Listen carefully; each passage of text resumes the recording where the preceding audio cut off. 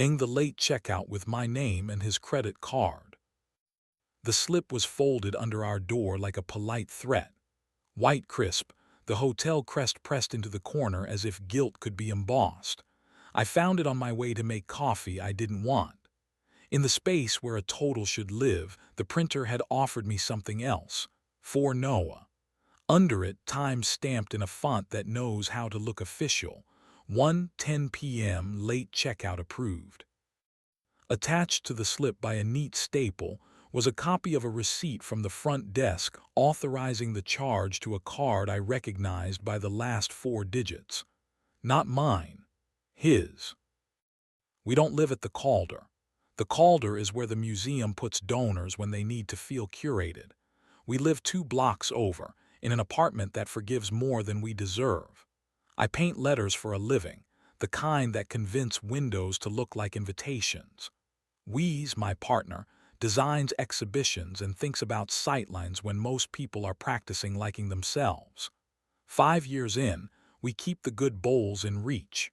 We pour 2 glasses of water before the sentence that changes a day.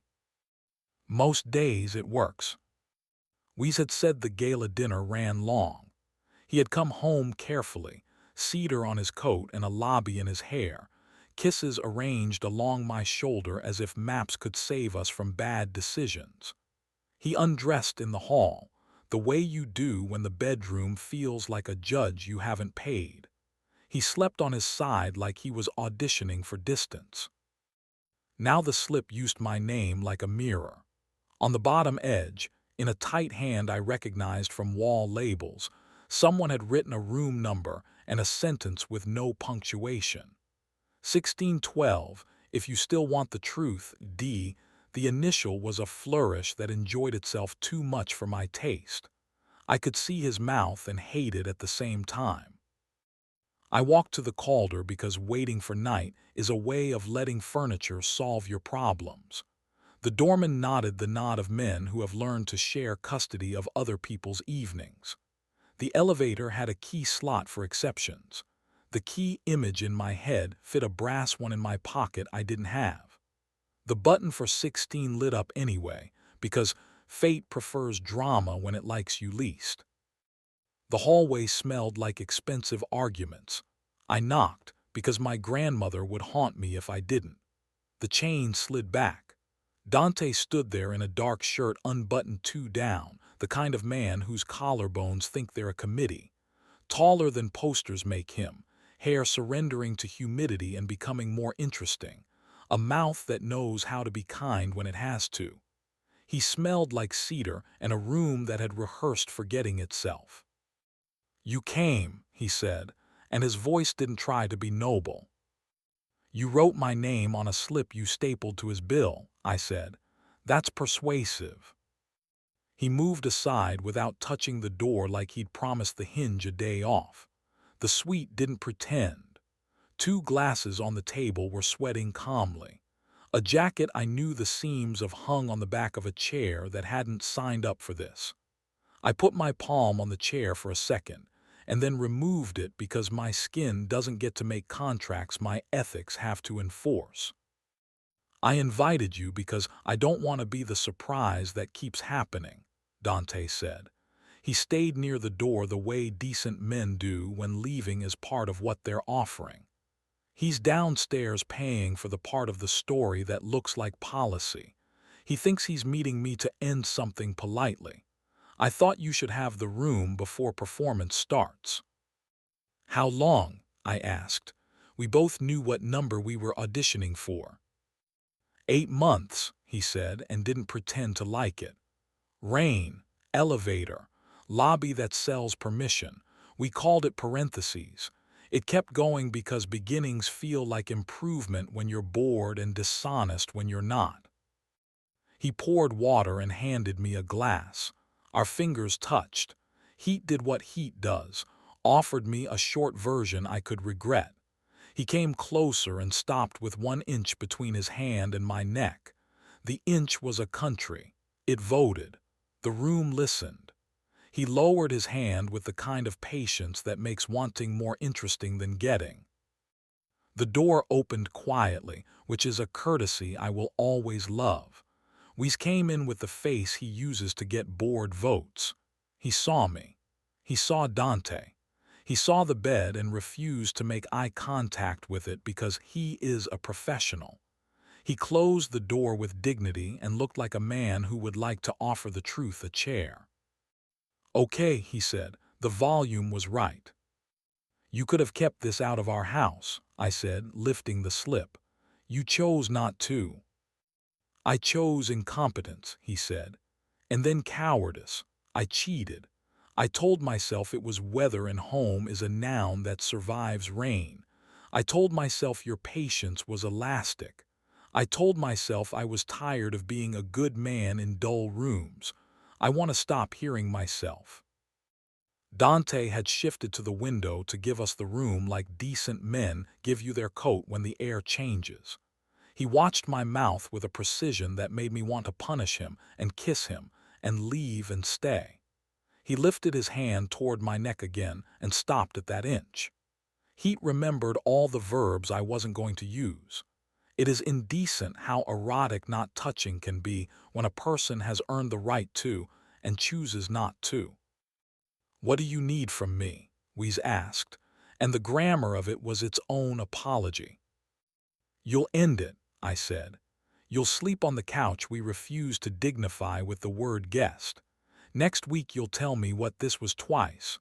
Once in the clever language you use to frame other people's mistakes, once with small words.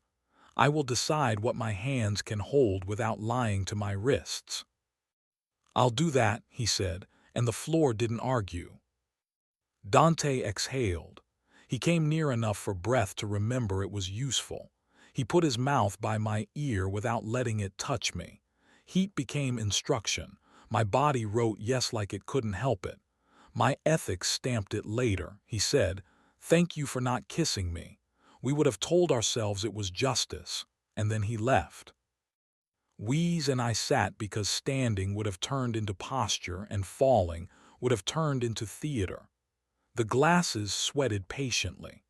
I put the slip on the table and pressed the crest with my thumb until the paper softened and admitted it had been touched by a human who wanted a better sentence than they had earned. "I'm not leaving tonight," I said. "We're walking home without touching. We'll wait at crosswalks because other people's knees and our better natures both deserve seconds. You'll sleep on the couch.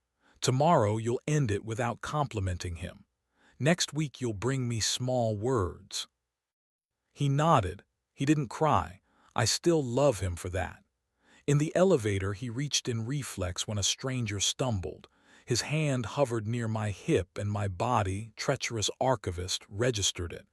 I didn't lean. A man should be allowed to choose the boring tool that keeps the lock honest. At home the kettle chose theater and I told it no. He made tea and left. He arranged blankets on the couch with the care he uses on captions. I slept like a tired truth. He ended it. He stood in a lobby that sells permission and told a man who knows what his mouth can do that beauty isn't policy. He came home smelling like nothing, which is a cologne I recommend. He told me the truth twice. In his museum voice he made it sound like narrative. In small words he made it carry weight. He said he had liked being applauded by an audience that hadn't seen him be kind at 7. He said he had mistaken spark for structure. He said he could be one person if I let him do the work. I let him. This disappoints the part of you that came for a finale. It shouldn't. He slept on the couch for 6 nights and learned the distance between our door and our bed. On the 7th he came to me and remembered my mouth the way a man remembers where a wrench hangs in a garage he built, lazy and precise. Erotic exists without being a command. Dante texted once 2 days later, "Thank you for letting me tell the truth with the lights on." I wrote back, "Try it first next time." He didn't reply, which was the second decent thing he did. Work stayed exact. I gold-leafed a bar's window and left more air around the letters than the owner thought he wanted. He thanked me later when the room learned to breathe. I watched a kid bring a broken guitar to my bench and let him turn the truss rod a quarter turn. The neck sighed into straightness, and he looked at me like I had invented consequences. I repaired a lock for a neighbor and showed him how the hinge had fallen in love with the wrong screw. A week later, I saw Dante outside the museum. He looked smaller, or maybe my anger had stopped making him tall. He said hello without trying to own my afternoon. He did not smell like cedar. We stood under the awning long enough to absolve the weather. He left without auditioning for a moral. Here is the part I won't lie about. I wanted him. I wanted the inch, the heat, the kind restraint of a hand hovering where it could have claimed. I wanted to make a mistake that tells itself well. I didn't. Wanting is a sentence, not a command. Bodies vote. Ethics count. Boredom is underrated if it makes tomorrow possible.